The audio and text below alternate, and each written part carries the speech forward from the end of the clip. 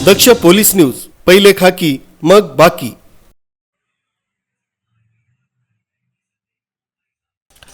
सालाबादाप्रमाणे याही वर्षी भगूरचं ग्रामदैवत असलेल्या मारुती मंदिरामध्ये मोठ्या उत्साहात आषाढी एकादशीचा धार्मिक उत्सव मोठ्या आनंदात साजरा करण्यात आला। या उत्सवामध्ये पहाटे 6 वाजता विठ्ठल रुक्मिणी देवता यांच्या मूर्तीवर अभिषेक करण्यात आला।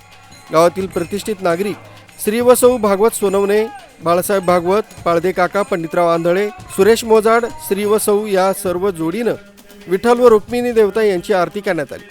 काकडा आरती भजन करण्यात आलं। त्यानंतर शहरातून मारुती मंदिर भजनी मंडळ व मारुती मंदिर ट्रस्ट यांच्यातर्फे शहरातून दिंडी काढण्यात आली। दिंडीमध्ये शहरातील मोठ्या संख्येने भाविक भक्तगण उपस्थित होते। दिंडी मिरवणूक झाल्यानंतर मंदिरांमध्ये आरती करून प्रसाद वाटप करण्यात आला। तसंच रात्री 9 ते 11 संगीत भजन पार पडलं।